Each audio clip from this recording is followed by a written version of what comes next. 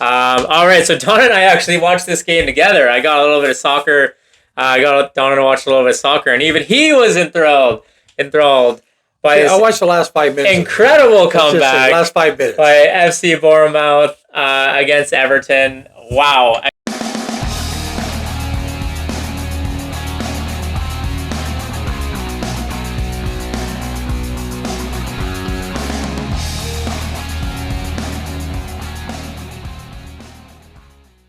Welcome back, sports fans. This is the Out of Bounds Sports Podcast. I'm your host, Cody. He's your host, Don. And we're here with episode 18 of our weekly series. For those of you who don't know or are joining us for the first time, we've got 5 topics today. We each get 2 minutes for each, or 2 minutes a topic. So we're doing separate topics. It'll be a total of 10 minutes. The last topic we'll riff on together. But before we get started, I just wanted to offer our deepest condolences to the family of Matthew and Johnny Gaudreau. Absolutely tragic events happened this past week during their bike ride and left the families both absolutely in peril. So devastated. From both Don and I, our deepest condolences to the families and a gentle reminder to everyone to make sure you have a safe ride home. Don't be driving after you go out. It's not worth it. It's not worth it to you. It's not worth it to the families of the lost loved ones. And that's about as far as you can go with that. So, without further ado, like I said, 5 2-minute topics. Don will kick us off as always. And where are we going, Don? Right, so the first topic will be the CFL head hits as well. So the CEO of the Winnipeg Blue Bombers, he's lost his shit about what happened with Zach Collaros, where, yes, it was a head hit. And a little bit of a late hit, too. Well, yeah. And kind of, yeah. No, it was, and I'll explain to you why it was late. But so the guy for Saskatchewan, his name is Brown. Yep. So he took out Collaros. A few weeks ago, he took out Drew Brown. He was the same guy who took him out. Oh, wow. Did you recall the game between the Argos and Saskatchewan where the Argo guy was jumping up in the air and the guy just got creamed? Yeah. The guy who hit him, he got fined for that. In fact, in week 12, 6 CFL players have been fined for late hits or illegal hits. Pertaining to the quarterbacks, I didn't know this, but I found out something interesting. There's an official standing right there.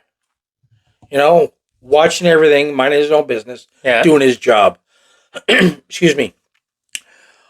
When the quarterback throws the ball, he yells out, "Gone." At that point, you're not allowed to touch the quarterback. Oh, so loud for the players to hear, So he's gone. You can't hit the guy. Yeah. It seems to be that these last few hits seem to be aimed at Saskatchewan. Not all of them. Excuse me. And what they want is the CFL commissioner to step up, do his job, and instead of giving these guys a 15-yard penalty, kick them out of the game and fine them. And we'll see if it keeps on happening. Yeah, absolutely. Yeah. So, all right. That's the worst thing in football right now. It's horrible. Okay. All right, moving on to some German Bundesliga. Bayern Leverkusen's domestic streak comes to an end after 35 matches. They went 463 days without a loss in the German league. That includes the first undefeated season last year, or the Invincibles, as they like to call them in Europe, with 28 wins, 6 draws, and 0 losses. So that's never been done, even by all those fantastic, iconic Bayern Munich teams. No team's ever gone undefeated until last year. And you got to take your hat off to Xabi Alonso, who took over as coach and has just had them steamrolling since then. They also, earlier this year, their 51 match streak came to an end in the Europa League final. So that was across all competitions. That includes Bundesliga, Champions League, cup competitions, everything. So 51 matches was the record now. They blew out the record as well.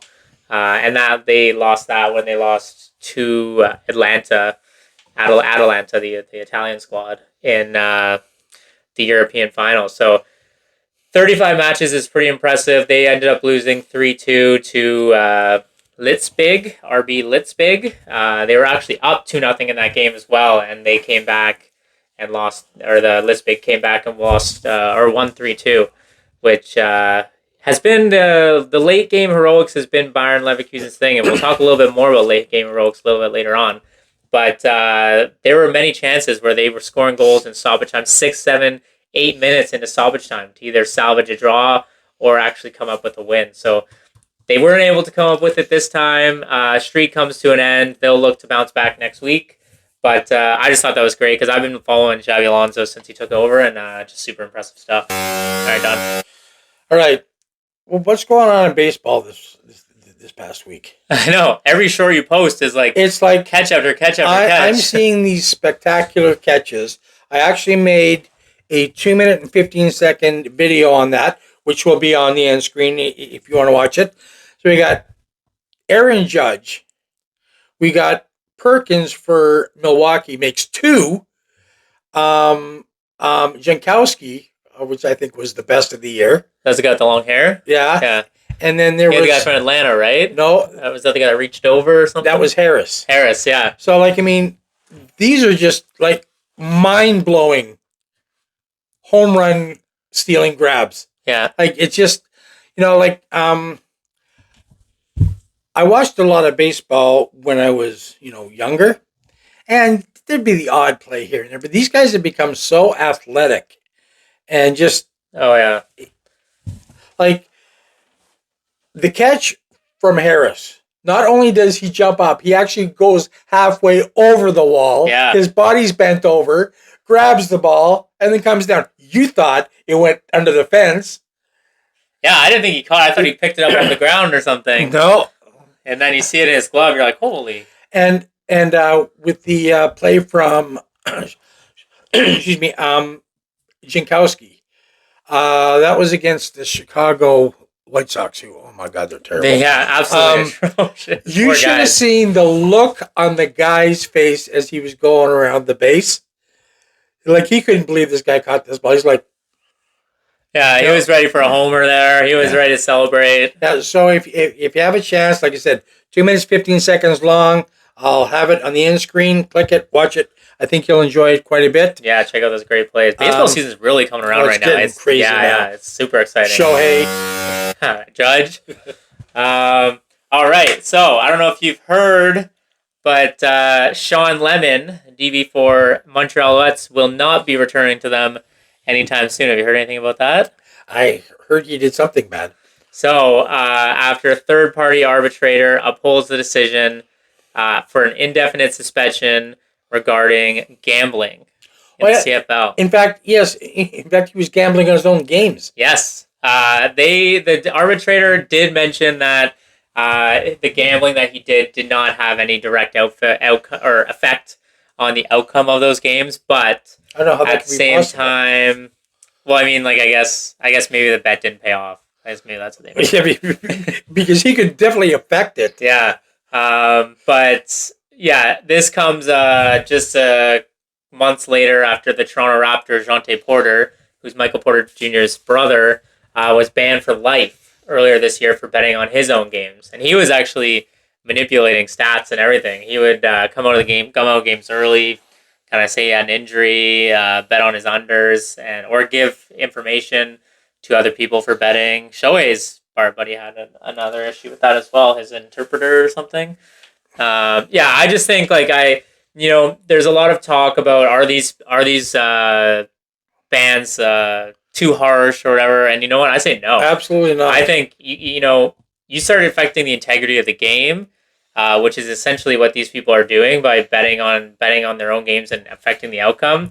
You start disrupting that, you lose all point in watching sports if they're already predetermined. I mean, WWE is entertainment.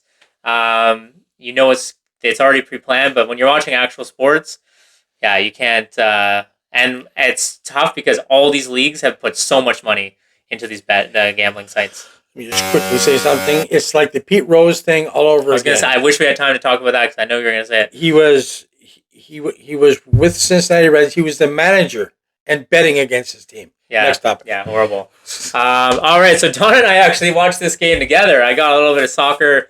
I got Don to watch a little bit of soccer, and even he was enthralled by Yeah, this I watched the last 5 minutes. incredible Let's just say comeback last 5 minutes. by FC Bournemouth against Everton. Wow. I mean, I was watching this game, and second half started, and Everton was just absolutely dominating. Like they had all possession. They were creating all the chances. They went up 2-0, and I mean, I was ready to turn the game off. We were gonna go watch something else. This was been Saturday when we were gonna watch Bash in Berlin, and we were getting ready to watch that. And I was like, all right, keep watching. And they scored. Antoine Semenyo scored in the 87th minute to start the comeback, and from there they scored 3 goals in 9 minutes, coming back, including 2 goals in stoppage time to win the game. The final goal was in the 97th minute by Sinistera, headed home the winner. The Everton players just dropped to their knees. They're like, "What the hell just happened?" And it was one of those cool sporting moments where you're like, you know what, game's never over till it's over. And like even between those 3 goals, like Jordan Pickford, the goalie for Everton, was making save after save. Like they were just pouring on the pressure. It was absolutely incredible. And I think, yeah, they just lost total control. And this was the latest a team has ever been up 2-0 and gone on to lose the game. So Everton, after a tough start to the season, this makes it even worse. So Yeah, I've never seen an ending like that in soccer. all right, so there we go. Actually, sorry, one quick honorable mention here. Just we'll touch on it quickly. Obviously, the CFL had all their labor games this week, and I was watching the Hamilton-Toronto game. At the end, we saw Bobo celebrating with the TSN analyst. Did you see that at all? I did. And I've learned an interesting fact about Bobo. 7-0 Bobo on Labor Day games. Yeah, it's impressive, but he's been in the league 13 years, which means he's been injured for 6. Yeah, I was thinking, because I was like, did they win? He didn't play last year. No, Yeah. he's actually I don't think he's played any of them in the last 5 years. So Right? Yeah, okay, that's what I was thinking, because the last one was with Calgary. impressive to go 7, but yeah, missed 6. So And that was an interesting game. That was a good game. I caught a little bit of that at the Hamilton-Toronto game. We'll get into that in our CFL video coming out tomorrow, guys, so you'll be able to hear a little bit more about that. But I just thought that was a fun little tidbit to add here. Don, anything else you want to add here? I don't think so. That's it. That's it. All right. Well, another podcast in the books, episode 18. If you like this, just wanted to say also, thank you very much, guys, for all of our hard work has been rewarded by our 100th subscriber yesterday. We're actually up to 125 now. So thank you to all of you that have followed us, that are supporting us, that are liking our videos, and taking the time to subscribe and check out our other videos. We really, really appreciate it. We've been doing this for about not even 6 months, right? Not even. And we, our expectations for growth, it was very slow, but I think now things are blowing up out of the water, and we're really appreciative. So thank you very much from both Don and I. And turn on that notification bell so you can get notifications for all our videos. Shorts are coming out multiple times a day, multiple times a week. And we'll be doing a little NFL preview tomorrow as well. So thanks again for watching, guys, and we'll see you next week for episode 19. See you later.